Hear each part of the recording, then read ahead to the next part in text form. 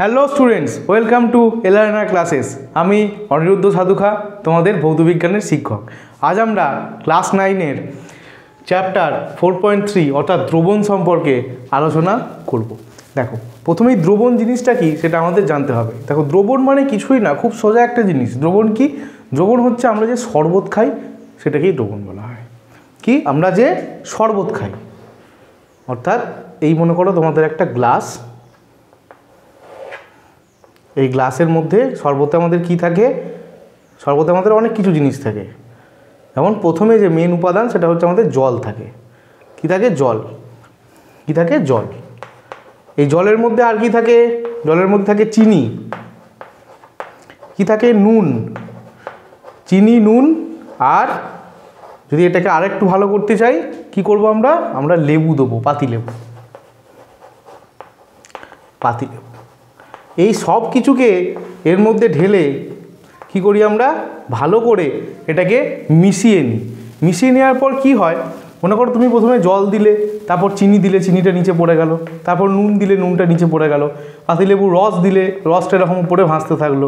প্রথম অবস্থায় এরকম থাকবে, কিন্তু তুমি যখন এটাকে খানিকক্ষণ রেখে দেবে, রেখে দিলে তো অনেকক্ষণ সময় লাগবে, বা তুমি ঝাঁকিয়ে নেবে ভালো করে, বা একটা চামচ নিয়ে গুলে নেবে, কি হয়ে যাবে?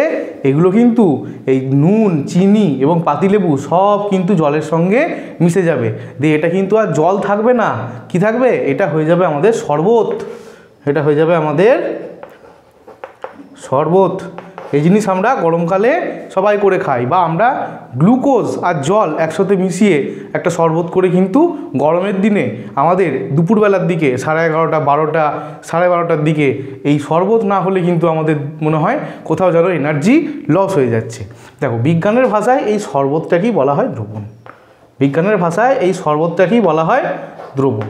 এবার দ্রবণের কি বৈশিষ্ট্য? দেখো, যখন শরবতটাকে আমি শরবত বানিয়ে ফেলেছি, যখন গুলে ফেলেছি, তখন কিন্তু তুমি এখান থেকে কোনটা নুন, কোনটা চিনি, কোনটা জল আর কোনটা পাতিলেবুর রস তুমি আলাদা করতে পারবে না।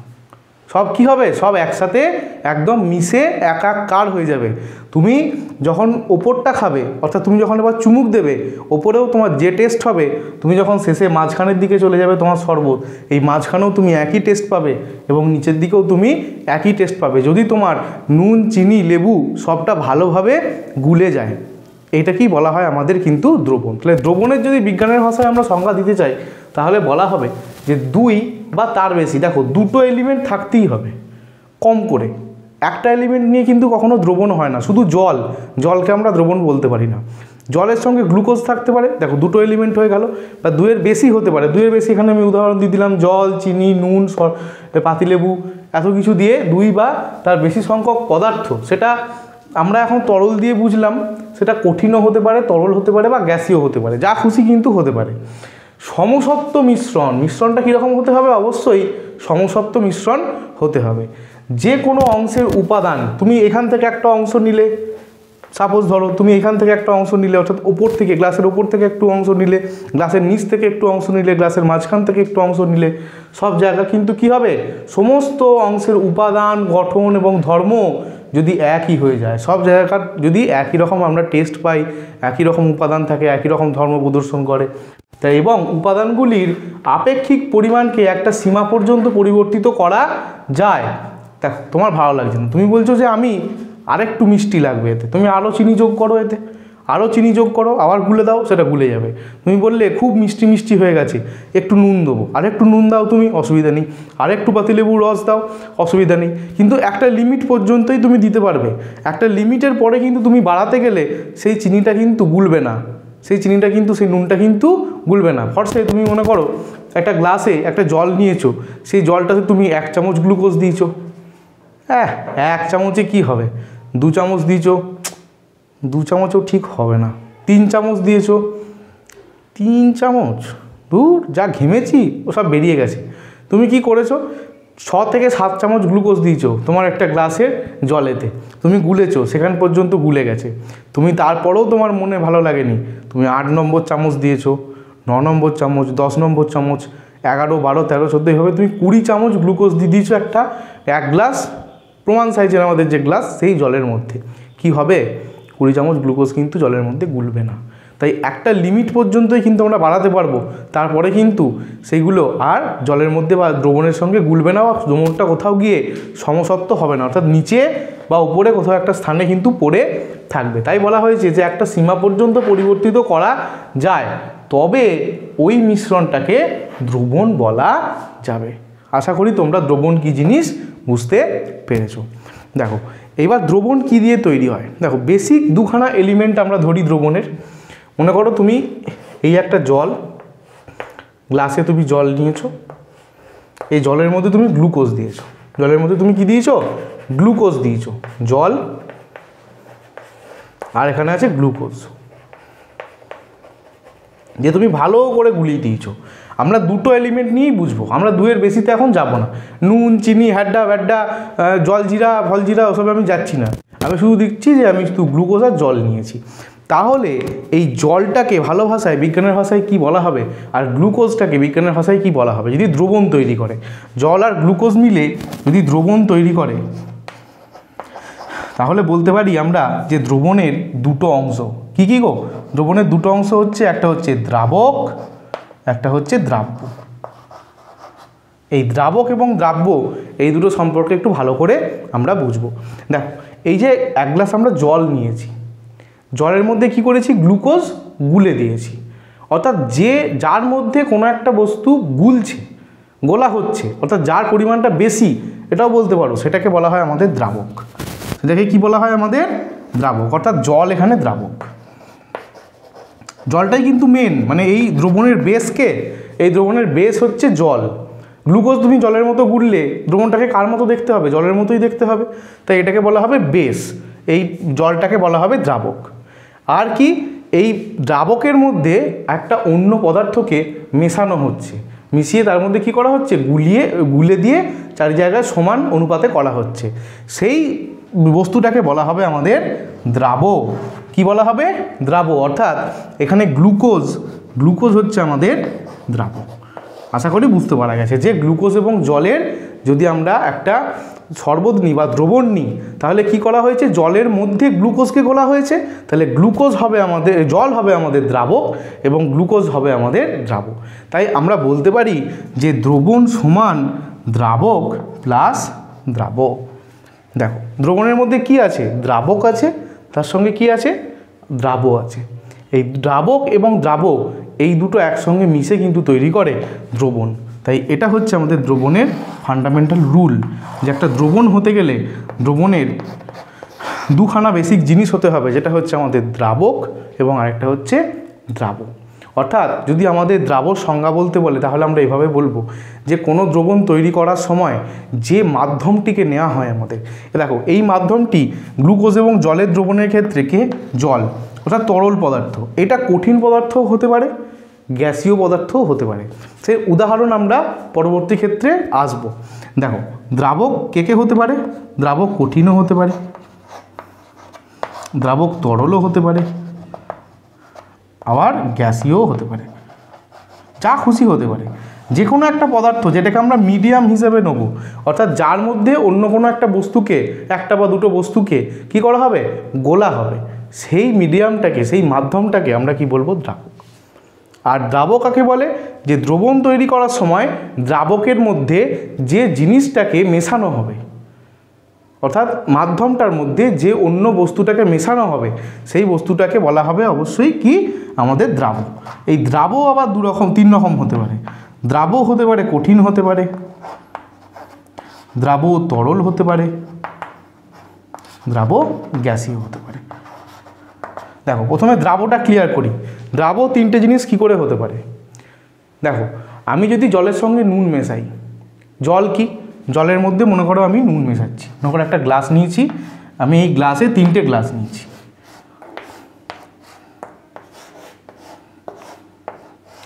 তিনটে গ্লাসে প্রত্যেকটাতেই আমি জল নিয়েছি, তাহলে জল কি হয়ে গেল আমাদের, দ্রাবক।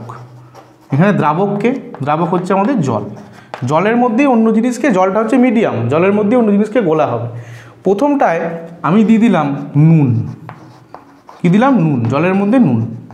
তাহলে দেখো এখানে নুনটা কি, নুন নিশ্চয়ই কঠিন, আবার নুন কি একইভাবে দ্রাবক, তাহলে এটা কি, নুন একটা কঠিন দ্রাবের উদাহরণ হয়ে গেল।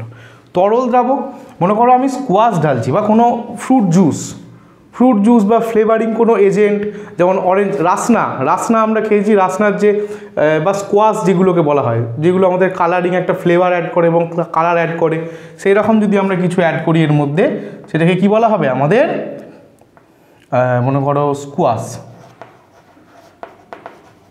জলের মধ্যে আমরা স্কোয়াশ অ্যাড করেছি, তাহলে এই যে স্কোয়াশ এটাও কি, এটা হচ্ছে একটা তরল, এটা হচ্ছে একটা দ্রাবক, কিন্তু এটা একটা তরল, অর্থাৎ তরল দ্রাবক।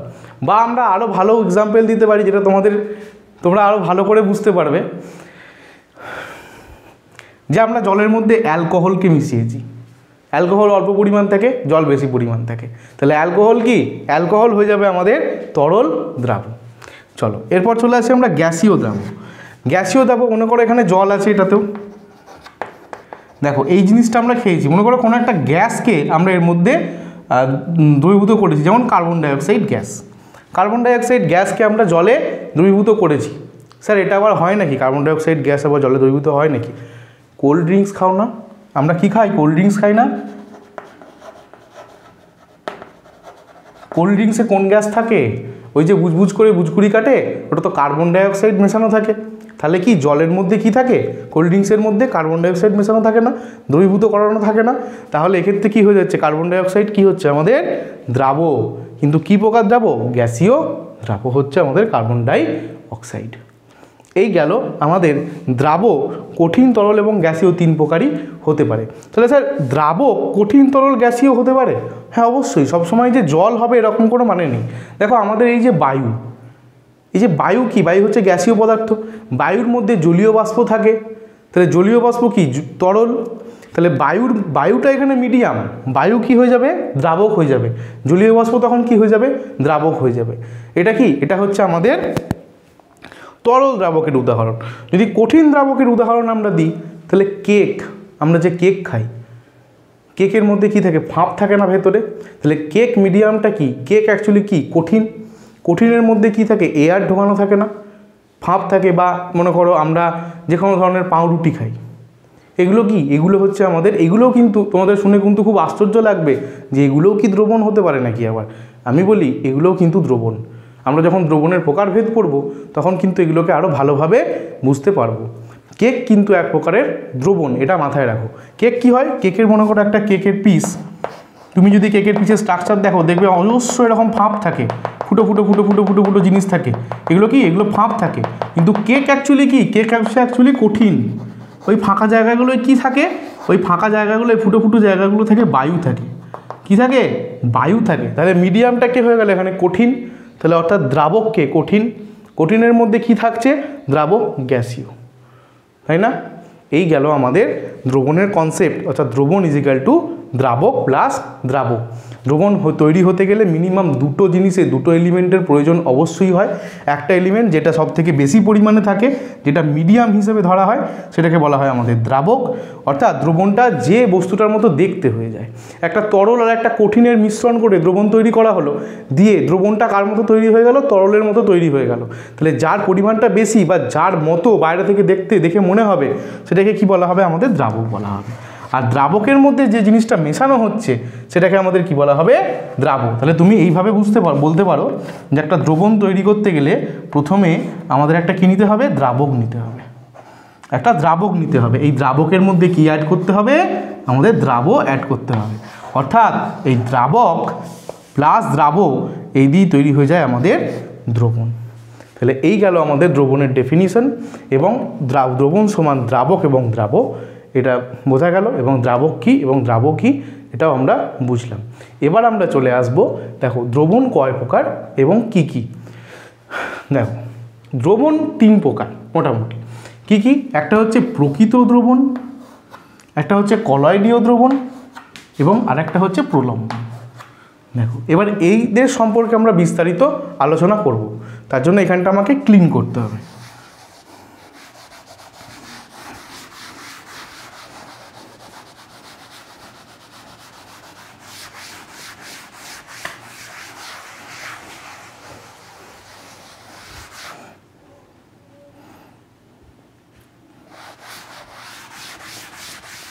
না, এখান থেকে মোটামুটি যেটা আমরা শিখলাম সেটা হচ্ছে, সেটাকে আমরা এখানে লিখে রাখি যে দ্রবণ সমান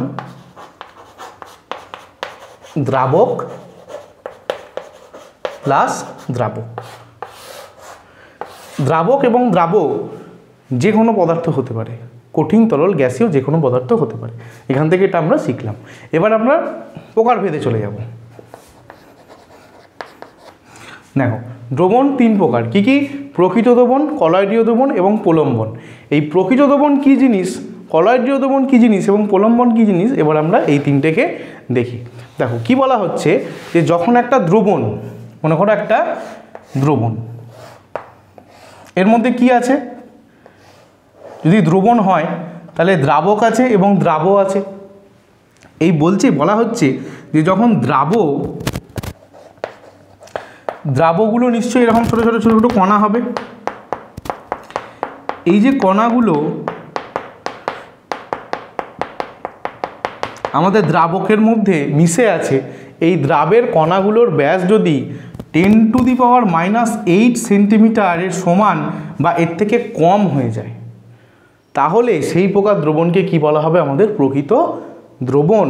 এগুলোকে কিন্তু আমরা খালি চোখে দেখতে পাই না, আমরা এত সহজভাবে এগুলোকে বুটি বুটি করে দিলাম, বিন্দু দিয়ে দেখিয়ে দিলাম, এইগুলোকে কিন্তু খালি চোখে দেখা যায় না। ইভেন আল্ট্রা মাইক্রোস্কোপের সাহায্যেও এগুলো কিন্তু দেখা যায় না, মানে এমনভাবে মিশে থাকে এগুলোকে কিন্তু বুঝতে পারা, দেখা যাওয়া খালি চোখে তো দেখা যায়ই না। আল্ট্রা মাইক্রোস্কোপ, নর্মাল মাইক্রোস্কোপও নয়, আল্ট্রা মাইক্রোস্কোপের সাহায্যেও কিন্তু এদেরকে ভালোভাবে বুঝতে পারা যায় না। দেখো কত সেন্টিমিটার ব্যাস হয়? 10⁻⁸ সেন্টিমিটার ব্যাস হয়, দ্রাবক কণাগুলোর ব্যাস হয়। বোঝা গেল? তবে এই দ্রবণগুলোকে কি বলা হবে? আমাদের প্রকৃত দ্রবণ। দেখো প্রকৃত দ্রবণের যদি এক্সাম্পল দিই, দেখো বলছে জলে চিনি, নুন, তুঁতে ইত্যাদি দ্রবণ। মানে জলের মধ্যে তুমি চিনি গুলে দাও, যে দ্রবণটা হয়ে যাবে সেটা প্রকৃত দ্রবণ হবে। জলের মধ্যে তুমি নুন গুলে দাও, যে দ্রবণটা হবে সেটা আমাদের কি দ্রবণ হবে? প্রকৃত দ্রবণ হবে। জলের মধ্যে তুমি তুঁতে মানে উজালা, যেটা ওই জামা কাপড়ে নীল দেওয়া হয়, সাদা জামা কাপড়ে, সেই জিনিস তুমি নীল গুলে দাও, যে দ্রবণটা তৈরি হবে সেটা কি তৈরি হবে? আমাদের প্রকৃত দ্রবণ তৈরি হবে। বলো, তুমি মনে করো জলের মধ্যে চিনি গুলে দিলে, একদম গুলে গেছে বা নুন গুলে গেছে, তারপর তুমি ওই জলটার মধ্যে দিয়ে খালি চোখে কি নুনগুলোকে দেখতে পাবে, চিনিগুলোকে দেখতে পাবে? বা একটা বালতিতে তুমি জল নিয়েছো, তাতে উজালা দিয়েছো, দিয়ে ভালো করে মিশিয়ে দিয়েছো, তারপরে কি তুমি উজালার কণাগুলোকে আলাদা করতে পারবে? কখনোই তুমি খালি চোখে দেখতে পাবে না। খালি চোখে কেন, আল্ট্রা মাইক্রোস্কোপের মাধ্যমেও তোমরা কিন্তু এগুলো দেখতে পাবে না। তো এই প্রকার দ্রবণগুলোকে কি বলা হয়? আমাদের প্রকৃত দ্রবণ বলা হয়। এই প্রকৃত দ্রবণগুলোকে দেখো, এর একটা বৈশিষ্ট্য কি, মনে করো তুমি বললে যে আমি প্রকৃত দ্রবণ থেকে, মনে করো এটা তোমার চিনি এবং জলের দ্রবণ, চিনি আর জলের দ্রবণ, অর্থাৎ জল এখানে দ্রাবক আর চিনি হচ্ছে দ্রাবক। এইবার তুমি বললে যে এই চিনির যে জলটা আছে, দ্রবণটা আছে, এই দ্রবণটাকে আমি চিনি আর জল আলাদা করব। তুমি মানে ফিল্টার কাগজ বা পার্চমেন্ট কাগজের মাধ্যমে, অন্য প্রসেসে হতে পারে, পাতনের মাধ্যমে হতে পারে, কিন্তু তুমি ছাঁকনি ছেঁকে কিন্তু তুমি কখনোই এদেরকে আলাদা করতে পারবে না। মনে করো তুমি প্রথমে একটা ছাঁকনি ব্যবহার করলে, আমাদের যে চা ছাঁকার ছাঁকনিগুলো হয়, সেই ছাঁকনিগুলো তুমি ব্যবহার করলে, দিয়ে বললে যে আমি চিনি আর জল আলাদা করব।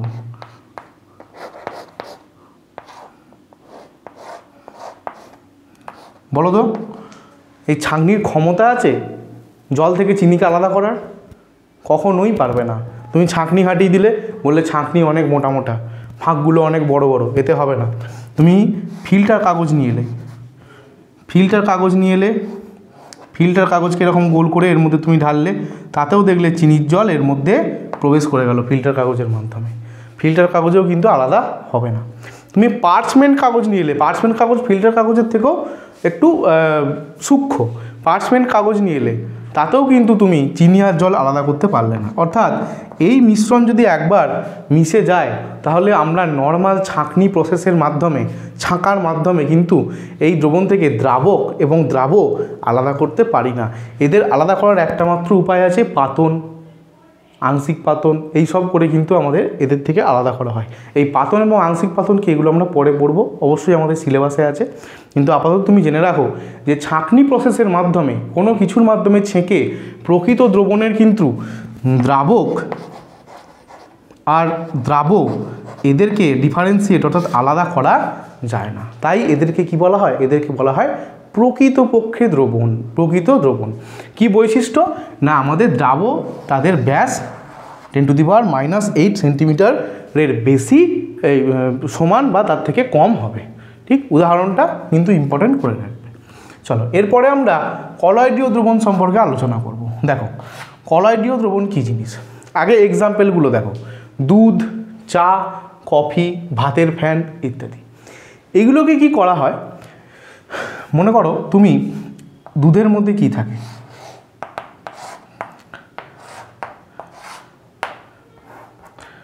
এই যে মনে করো একটা বাটিতে বা একটা তুমি কাঁচের বিকারে দুধ নিয়েছো। দুধের এক্সাম্পল কেন নেওয়া হয়েছে? না দুধের মধ্যে কি থাকে? ফ্যাট থাকে। দেখবে দুধের ওপরে সর পড়ে, দুধের ওপরে তেল তেল টাইপের কী সব জিনিস ভাসে, এগুলো কি? এগুলো ফ্যাট। এরকম কণাগুলো কিন্তু একটু বড় বড় হয়, একটু কি হয়? একটু বড় বড় হয়, মানে এত বড় বড় নয়।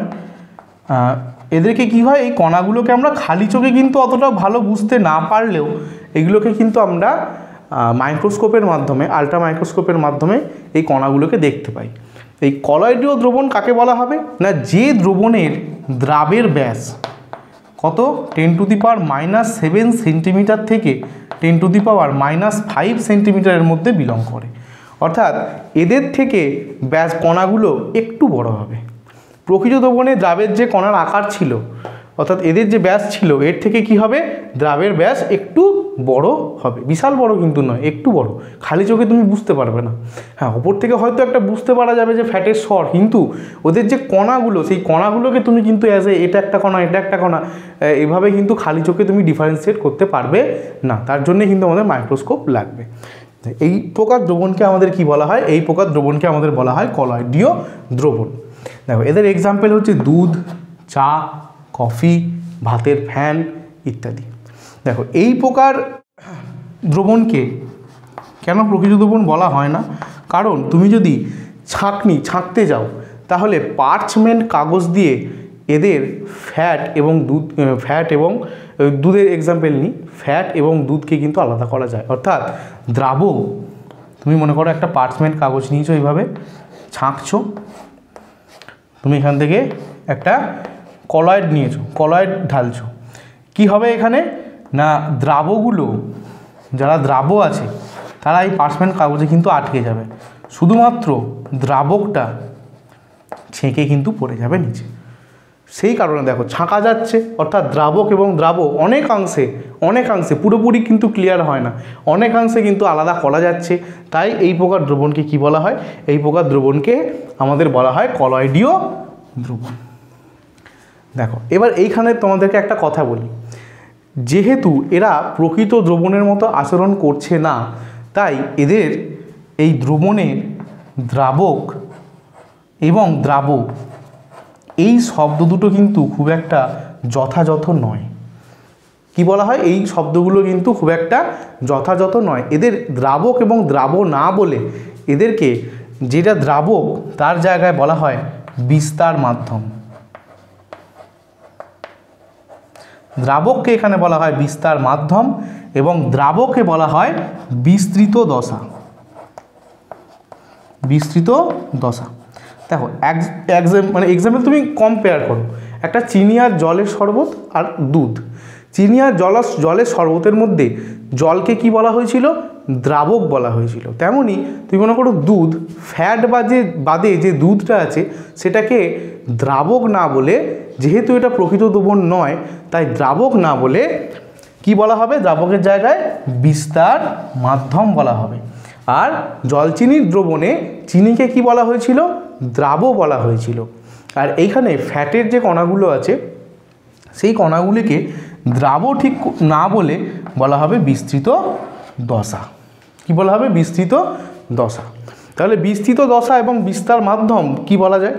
না কলয়েডীয় দ্রবণে যে কণাগুলো, অর্থাৎ 10⁻⁻7 সেন্টিমিটার টু 10⁻⁻7 সেন্টিমিটার ব্যাস বিশিষ্ট যে কণাগুলি মধ্যে মানে বিস্তৃত মাধ্যমের মধ্যে গুলে থাকে বা ছড়িয়ে থাকে, সেই কণাগুলিকে আমাদের বলা হয় বিস্তৃত দশা। আর বিস্তৃত মাধ্যম, এই বিস্তৃত দশা যে পদার্থের মধ্যে মিশে থাকে, যে পদার্থের মধ্যে মিশে থাকে তাকে কি বলা হয়? তাকে বলা হবে আমাদের বিস্তার মাধ্যম। তো আশা করি তোমরা বুঝতে পেরেছো বিস্তৃত দশা কী জিনিস এবং বিস্তার মাধ্যম কী জিনিস। আমরা কিন্তু এই কলয়েডীয় দ্রবণের ক্ষেত্রে এই দ্রাবক এবং দ্রাবক এই শব্দগুলো ব্যবহার করতে পারি না, ঠিক যুক্তিযুক্ত নয়। কেন? কারণ এটা দ্রবণের প্রপার্টি, যেহেতু প্রকৃত দ্রবণ নয় সেহেতু আমরা বিস্তার মাধ্যম এবং বিস্তৃত দশা হিসেবে বলতে পারি। চলো এরপরে আমরা আরেকটা টাইপ দেখে নেবো, যেটা হচ্ছে আমাদের প্রলম্বন, থার্ড টাইপ অফ দ্রবণ। প্রলম্বন কী জিনিস দেখো, এক্সাম্পলটা দেখো, বালি এবং জলের মিশ্রণ। বুঝতেই পারছো মিশবেই না। তুমি মনে করো 1 গ্লাস জল নিয়েছো, তার মধ্যে বালি নিচ্ছ বা চকের গুঁড়ো তুমি ভালো করে গুলিয়ে দিচ্ছ, খানিকক্ষণ তো জলের সঙ্গে ঘুরোঘুরি করবে, গোটা জলটাকে ঘোলা করে দেবে। কিন্তু তুমি যদি খানিকক্ষণ রেখে দাও তাকে না নাড়িয়ে চাড়িয়ে, কী হবে? বালি বা চকের গুঁড়ো আস্তে আস্তে আস্তে আস্তে থিতিয়ে পড়ে যাবে, অর্থাৎ এইভাবে কিন্তু অ্যাক্ট করবে। দেখো প্রলম্বন, তুমি একটা জায়গাতে জল নিয়েছো, এই জলের মধ্যে তুমি বালি মিশিয়ে দিয়েছো। প্রথমে বালি কী হবে? তুমি জলটাকে জোর নাড়িয়ে দিয়েছো বালি মিশিয়ে চামচে করে, বালি কিন্তু একদম গোটা জলময় কিন্তু ঘুরতে থাকবে। এবার তুমি রেখে দিয়েছো, জলটা আস্তে আস্তে স্থির হবে, সময় যাবে, কি হবে? বালির গুঁড়োগুলো এখান থেকে থিতিয়ে পড়বে। কি পড়বে? থিতিয়ে পড়বে। আমরা বলি না থিতোতে দে, খানিকটা থিতিয়ে যাক, তারপরে ওটাকে ইউজ করা যাবে। অর্থাৎ বালির গুঁড়ো, চকের গুঁড়ো, এইগুলো যেগুলো ব্যবহার করা হোক না কেন, এগুলো এরকম নিচে আস্তে আস্তে থিতিয়ে পড়বে, আর ওপরটা কী হয়ে যাবে? ওপরটা একদম পরিষ্কার হয়ে যাবে। মনে করো জল ছিল, জলটা পরিষ্কার হয়ে যাবে। তাহলে এখানে আমরা বলতে পারি যে দেখো এখানে কি প্রকৃত দ্রবণ তৈরি হচ্ছে? তৈরি হচ্ছে না। তাহলে এখানে আমরা বলতে পারি যে দ্রাবকে মিশছে না। কি হচ্ছে না? মিশছে না, মিশছে না। তাহলে এই প্রকার যে দ্রবণ তাদেরকে প্রলম্বন বলা হবে। আর জেনারেলি কারা হয় এই প্রলম্বন?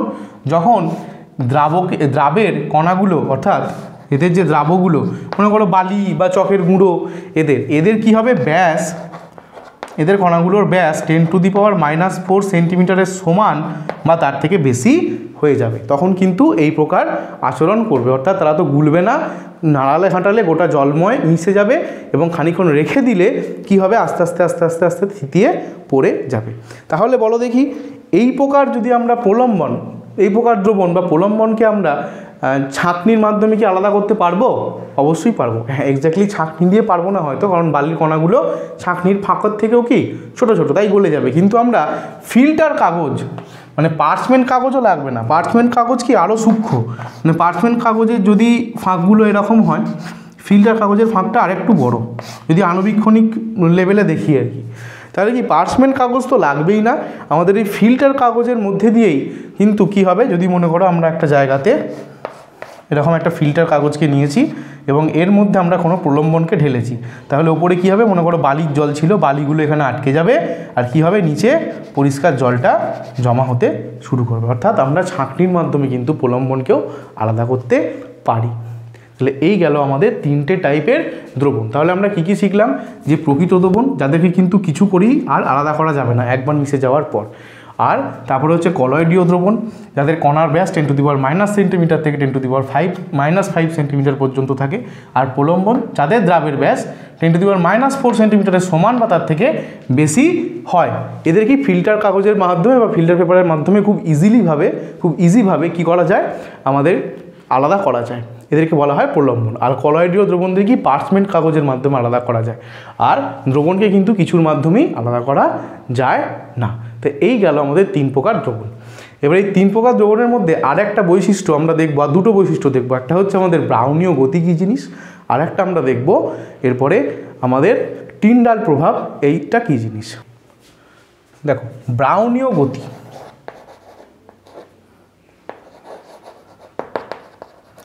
ব্রাউনীয় গতি প্রথম কথা কার দেখা যায়? কলয়েডীয় দ্রবণে দেখা যায়। ব্রাউনীয় গতি কার দেখা যায়? কলয়েডীয় দ্রবণে দেখা যায়। জিনিসটা কি? মনে করো তুমি একটা কলয়েডীয় দ্রবণ নিয়েছো,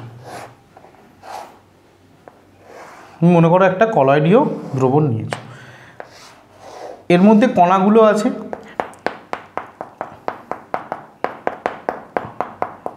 এরকমভাবে কণাগুলো কিন্তু ছড়িয়ে আছে। কি হয়, এই কলয়েডীয় দ্রবণকে তুমি যদি স্থিরভাবে রেখেও দাও, মানে তুমি কোনো নড়াচড়া করছো না, বাইরে থেকে কোনো ফোর্স দিচ্ছ না, কোনো বল প্রয়োগ করছো না, তুমি স্থিরভাবে রেখে দিয়েছো, তাতেও এই কণাগুলো কি হয়, অবিরাম ছুটোছুটি করে নিজেদের মধ্যে। এই কণাগুলো কি, এই কণাগুলো কিন্তু আমাদের ছুটোছুটি করে এর মধ্যে। যেমন আমাদের কি হয়, আমরা গ্যাস মানে বায়ুর মধ্যে বিভিন্ন গ্যাসগুলো আছে, তার কণাগুলো কি করে, অবিরাম কিন্তু ছুটোছুটি করছে। অর্থাৎ এই যে ছুটোছুটি করছে, এই যে গতিটা, এই গতিটা কি বলা হয়, ব্রাউনীয় গতি। তার কিছুই নয় যে কলয়েডীয় দ্রবণে আমাদের বিস্তৃত দশাগুলো, বিস্তৃত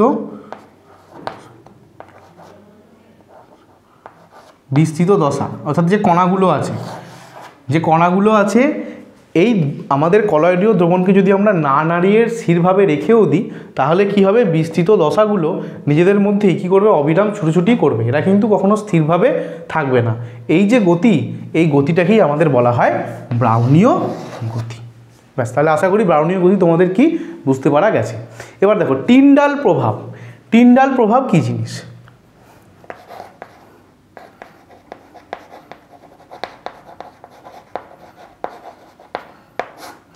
টিন্ডাল প্রভাব কি, কাদের দেখা যায়, মেনলি কলয়েডের দেখা যায়, প্রলম্বনেও কিছু কিছু অংশে দেখতে পাওয়া যায়, এবং কলয়েডে এবং প্রলম্বনে দেখতে পাওয়া যায়। এটা প্রকৃত দ্রবণে দেখতে পাওয়া যায় না।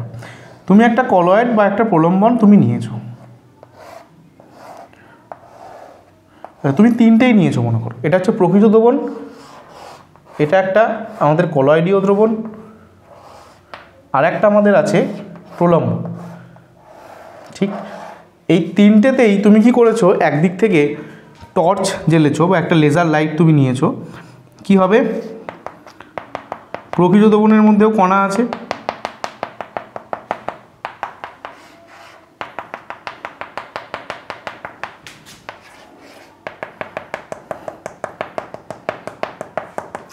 এর মধ্যেও কণা আছে। তা আলোক রশ্মি এখানে যাওয়ার, এই প্রকৃত দ্রবণে কণাগুলো কিন্তু আলোক রশ্মির বিচ্ছুরণ করে না, অর্থাৎ সাইড থেকে কিন্তু আমরা আলোকে কখনোই দেখতে পাবো না, প্রকৃত দ্রবণ। কিন্তু কলয়েড বা আমাদের প্রলম্বনে কি হবে, এদের যে দ্রাবগুলো বা ভালো করে বলতে পারো আমাদের বিস্তৃত যে দশাগুলো আছে, বিস্তৃত দশাগুলো এই লাইট যদি যায়, লাইটকে কি করবে, লাইটকে চারিদিকে না বিচ্ছুরিত করে দেবে। কি করবে, লাইটকে চারিদিকে বিচ্ছুরিত করে দেবে, অর্থাৎ আমরা চারিদিক থেকে কিন্তু লাইট বেরিয়ে আসছে দেখতে পাবো। এই যে ঘটনা, এই যে এফেক্ট, অর্থাৎ একদিক থেকে যে কোনো একদিক থেকে লাইট যদি আমরা প্রবেশ করাই ওই দ্রবণের মধ্যে, তাহলে কিন্তু লাইট চারিদিক থেকে বিচ্ছুরিত হয়ে বেরোতে শুরু করে। এই যে প্রভাব, এই যে ঘটনা, এটাকেই বলা হয় আমাদের টিন্ডাল প্রভাব, নাথিং বাট। এরা কাদের কাদের দেখতে পাওয়া যায়, এদের জেনারেলি কলয়েড এবং প্রলম্বনে দেখতে পাওয়া যায়, প্রকৃত দ্রবণে কিন্তু দেখতে পাওয়া যায় না। তা আশা করি তোমরা টিন্ডাল প্রভাব এবং ব্রাউনীয় গতি কী জিনিস বুঝতে পেরেছো। এবার আমরা বেশ কিছু কলয়েডীয় দ্রবণ সম্পর্কে পড়ব। এই এক্সাম্পলগুলো কিন্তু খুব ইম্পর্টেন্ট।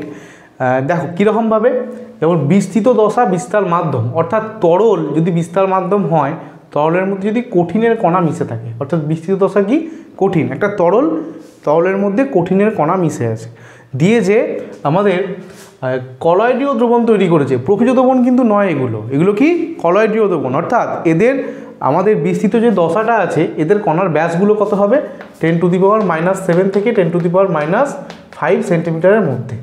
তাহলে এই প্রকারের যে আমাদের একটা মিশ্রণ তৈরি হবে, সেই মিশ্রণকে কি বলা হবে, অর্থাৎ মিশ্রণের নাম, কলয়েডের নাম। এবং এইরকম এই কলয়েডের কতগুলো এক্সাম্পল, এগুলো কিন্তু আমাদের খুব ভালো করে মনে রাখতে হবে। পরীক্ষায় কিন্তু এইভাবে চলে আসে, এই কলয়েডের নাম দিয়ে দেবে, মনে করো সলেতে বিস্তার মাধ্যম এবং বিস্তার দশা কি কি, এবং সলের কয়েকটা এক্সাম্পল দাও, বা কয়েকটা এক্সাম্পল তুলে দিয়ে দিল। মনে করো এখানে বললো তোমাকে ধাতু সংকর কী প্রকার কলয়েডীয় দ্রবণ, অর্থাৎ এটা হবে কঠিন সল। এই রকমভাবে কিন্তু কোশ্চেন আসবে, তাই পুরো ছকটা কিন্তু আমাদেরকে খুব ভালোভাবে মনে রাখতে হবে, বুঝতে হবে। দেখো বিস্তার মাধ্যম যদি তরল হয়, বিস্তৃত যদি কঠিন হয়, অর্থাৎ তরলে কঠিন, তুমি এভাবে মনে রাখো তরলে কঠিন, তাহলে তার নাম কি হয়, সল। তার নাম কি হয়? সল। এরকম এক্সাম্পল কি? রং। দেখো রং আমরা সবাই দেখেছি, যেগুলো করে আমাদের রং করা হয়, কি হয়? পুরোপুরি তরলও মনে হয় না, পুরোপুরি কঠিনও মনে হয় না, একটা অর্ধ তরল টাইপের জিনিস থাকে, ওটা কিছুই না, তরলের মধ্যে কঠিন মেশানো থাকে। আর কি? স্টার্চের দ্রবণ, সালফার সল, গোল্ড সল ইত্যাদি। আচ্ছা, এরপরে দেখো, এরপরে আমরা আরেকটা যে সল আছে সেটাকে আগে পড়ে নিই, কঠিন সল। কঠিন সল কি? কঠিনের মধ্যে কঠিন। দেখো বিস্তৃত দশা যদি সল বলা হয়, যদি সল বলা হয়, সলের ক্ষেত্রে বিস্তৃত দশা দুটোই কিন্তু কঠিন, অর্থাৎ যে দানাগুলো থাকবে, যে বিস্তৃত দশাটা থাকবে সেটা কি হবে? কঠিন হবে। এবার যখন বিস্তার মাধ্যমটা তরল হয়ে যাবে তখন তাকে বলা হবে সল। আর যখন বিস্তার মাধ্যমটা কঠিন হয়ে যাবে, অর্থাৎ কঠিনে কঠিনে একটা মিশ্রণ, তখন তাকে কি বলা হবে? কঠিন সল। কঠিনে কঠিনে মিশ্রণ হতে পারে নাকি? দেখো তার এক্সাম্পল, ওই এক্সাম্পল দেখলেই তোমরা বুঝতে পারবে। ধাতু সংকর। কি? ধাতু সংকর। ধাতু সংকর কি? দুই বা তার বেশি ধাতুকে একসঙ্গে মিশিয়েই তো তৈরি করা হয় ধাতু সংকর। তাহলে দুটো, একটা ধাতু কঠিন, এটা একটা ধাতুও কঠিন। যেমন মনে করো আমাদের লোহা কঠিন, ঠিক, লোহা ছেড়ে দাও, তুমি মনে করো কাঁসা, কাঁসা তৈরি হয়, কাঁসা তামা এবং জিঙ্ক দিয়ে তৈরি হচ্ছে, এই দুটোই কি আমাদের কঠিন পদার্থ, এখান থেকে তৈরি হয়ে যাচ্ছে ধাতু সংকর কাঁসা, তাহলে এটাকে বলা হবে আমাদের কঠিন সল। আর কি? রঙিন কাঁচ। দেখো কাঁচের সঙ্গে কিছু অপদ্রব্য মেশানো হয়, কিছু পদার্থ মেশানো হয়, দিয়ে এই কালারটা করা হয়, তাহলে রঙিন কাঁচও কি আমাদের কঠিন সলের কিন্তু এক্সাম্পল। তাহলে কঠিন সলে বিস্তার মাধ্যম এবং বিস্তৃত মাধ্যম দুটোই কিন্তু কঠিন। আর শুধুমাত্র সল যদি বলে তাহলে বিস্তৃত দশা হবে কঠিন, কিন্তু বিস্তার মাধ্যম হবে তরল। এক্সাম্পল কি? রং, আমাদের স্টার্চের দ্রবণ ইত্যাদি। চলো এবার আমরা এরোসল সম্পর্কে পড়বো। এরোসল, দেখো এরোসলও দু রকম আছে, একটা হচ্ছে কঠিন এরোসল, একটা হচ্ছে তরল এরোসল। দেখো এদের মধ্যে কি বিস্তার মাধ্যমটা সেম। এরোসলের মধ্যে বিস্তার মাধ্যম অর্থাৎ গ্যাস, বিস্তার মাধ্যম কী হবে? গ্যাস। গ্যাসের মধ্যে একবার আমরা কঠিনকে মেশাবো, তখন নাম হয়ে যাবে কঠিন এরোসল। আর দেখো এয়ার, নামের মধ্যে কি আছে? এয়ার আছে না? এখান থেকে তোমরা মনে রাখবে যে তার মানে গ্যাস। আর যখন তরল এরোসল বলা হবে তাহলে গ্যাস, সামনে কি আছে? তরল, তাহলে নিশ্চয়ই গ্যাসের মধ্যে তরলকে মেশানো হয়েছে। তাহলে এবার এক্সাম্পল দেখবো। দেখো কঠিন এরোসলের এক্সাম্পল যদি আমরা বলি, কঠিন এক্সাম্পল কী হবে? ধোঁয়া। ধোঁয়া কী হয় গো? ধোঁয়া গ্যাসের মধ্যে, ধোঁয়া কি? গ্যাসীয় পদার্থ, ওর মধ্যে কী হয়? সূক্ষ্ম সূক্ষ্ম ছোটো ছোটো ছোটো ছোটো অপদ্রব্য মিশে থাকে, কঠিন কঠিন কণা, মনে করো কার্বনের গুঁড়ো, ধুলো কণা, লোহার গুঁড়ো ইত্যাদি। এই সমস্ত ইন্ডাস্ট্রিয়াল বেল্টে তুমি যদি যাও, বিভিন্ন রকমের পয়জনাস জিনিসপত্র থেকে থাকে, তাহলে এগুলো কী বলা হবে? ধোঁয়া হচ্ছে আমাদের একটা কঠিন এরোসল, অর্থাৎ গ্যাসের মধ্যে কঠিন পদার্থ মিশে একখানা কলয়ের দ্রবণ তৈরি করেছে। আর কি হবে? দেখো বায়ুতে ভাসমান ধূলিকণা, মনে করো তুমি রাস্তাঘাট দিয়ে যাচ্ছ, রাস্তাতে যেটা হয়, যেখানে হেভি আমাদের ট্রাফিক থাকে, এখান থেকে বায়ুটা কি হয়? ধুলোকণায় ভর্তি হয়ে যায়। ধুলোকণা কি একবারে মিশে যায়? মিশে যায় না, উড়ে বেড়ায় সবসময়। সবসময় কী হচ্ছে? সবসময় কিন্তু উড়ে বেড়ায়, অর্থাৎ ব্রাউনীয় গতি দেখতে পাওয়া যায়। কলয়েডের কি একটা বৈশিষ্ট্য? ব্রাউনীয় গতি। তাহলে এই প্রকার যেটা হবে, দেখো গ্যাস হচ্ছে গ্যাসীয় পদার্থ, তার মধ্যে ধূলিকণা কি? কঠিন পদার্থ। তাহলে গ্যাসের মধ্যে কঠিন, কঠিন এরোসল, এর একটা এক্সাম্পল হচ্ছে বায়ুতে ভাসমান ধূলিকণা। তেমনই তরল এরোসল, তরল এরোসলে কী হবে? দেখো গ্যাস থাকবে আমাদের বিস্তার মাধ্যম, গ্যাসের মধ্যে এবার কি হবে? লিকুইড থাকবে। তাহলে এর এক্সাম্পল তোমরা নিজেরাই বলতে পারবে। দেখো কুয়াশা, কুয়াশা কি হয়? ধোঁয়ার মধ্যে জলকণা। তাহলে গ্যাসের মধ্যে জল হলো, এটা কি তরল হলো, এটা কি বলা হবে? তরল এরোসল। এক্সাম্পল হচ্ছে কুয়াশা। মেঘ, মেঘও তাই, ধোঁয়ার মধ্যে কি? জলকণা। দেখো এবার যদি বিস্তার মাধ্যম তরল হয় এবং বিস্তৃত দশাও তরল হয়, তাহলে কি হবে? একটা স্পেশাল কেস তৈরি হবে। স্টার দিয়ে রাখছি কারণ এটা কিন্তু খুব ইম্পর্টেন্ট। যদি দুটোই তরল হয়, বিস্তার মাধ্যমও তরল, বিস্তৃত দশাও তরল, তরলে তরলে যদি মিশ্রণ তৈরি হয় তাহলে সেটাকে বলা হয় ইমালসন। কি বলা হয়? ইমালসন। এক্সাম্পল কি? দুধ, শ্যাম্পু, ফেস ক্রিম, মাখন। দেখো দুধের মধ্যে কি থাকে? দুধের মধ্যে ফ্যাট থাকে। শ্যাম্পুর পদার্থ তোমরা দেখেছোই, দু তিনটে লিকুইড একসঙ্গে থাকে। ফেস ক্রিম, মাখন, এগুলো কিন্তু তরলে তরলে মিশ্রণ, একাধিক তরল পদার্থ কিন্তু ওখানে থাকে, অর্থাৎ তরলে তরলে মিশ্রণকে কি বলা হয়? ইমালসন বলা হয়। দেখো এবার এই ইমালসন নিয়ে একটু কথা বলতে হয়। ইমালসন কিন্তু দু টাইপের হয়। দেখো ইমালসন দু টাইপের হয়। কীরকম না? জলে তেল টাইপের, অর্থাৎ জলের মধ্যে তেলকে গোলা হয়, এটা এক টাইপের ইমালসন হয়। আর একটা হচ্ছে তেলের মধ্যে জলকে গোলা হয়, এটা আরেক টাইপের ইমালসন। ইমালসন কিন্তু দু টাইপের হয়। দেখো জলের মধ্যে তেল গোলা হয়, তার এক্সাম্পল যদি দিই আমরা দুধ। আর যদি তেলের মধ্যে জল গোলার এক্সাম্পল দিই তাহলে আমরা বলতে পারি মাখন, কোল্ড ক্রিম, যে ক্রিম আমরা শীতকালে ব্যবহার করি, এগুলো হচ্ছে তেলের মধ্যে জল এর এক্সাম্পল। বোঝা গেল? ইমালশন কিন্তু খুব ইম্পর্টেন্ট।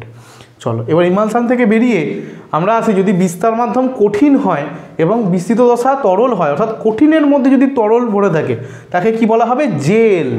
কি বলা হবে? জেল। জেলি খাই না আমরা, জেলি, জ্যাম, সেই জিনিস। কি মনে হবে যেন মনে হয় একটু মানে ঠিক কঠিনও নয়, জ্যাম যেগুলো হয়, কিষানের জ্যাম আমরা খেয়েছি, ঠিক কঠিনও নয় ঠিক তরলও নয়, কিন্তু কঠিনের ভাগটাই একটু বেশি।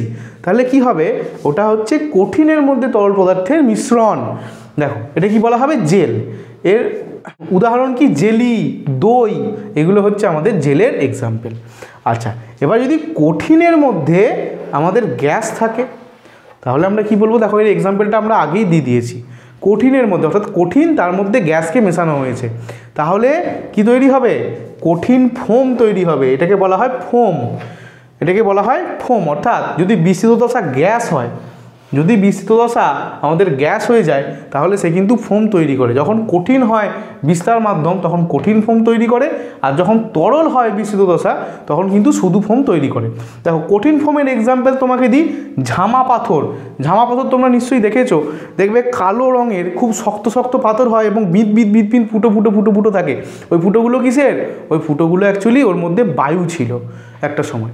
তাহলে কি ঝামা পাথর হবে কঠিনের মধ্যে আমাদের গ্যাস। এবং কেক, দেখো কেকের এক্সাম্পলটা বলেছিলাম। কেক কি? তাহলে আজকে জানলে কেকও এক প্রকার দ্রবণ। কি প্রকার দ্রবণ গো? কলয়েডীয় দ্রবণ। তোমরা আজকে বাড়িতে বলবে কেক হচ্ছে একখানা দ্রবণ, কলয়েডীয় দ্রবণ। দেখো তাহলে কঠিন, দেখো কেকের মধ্যেও কি থাকে? ভাঁপ থাকে। ভাঁপের মধ্যে কি থাকে? এয়ার ভরা হয়।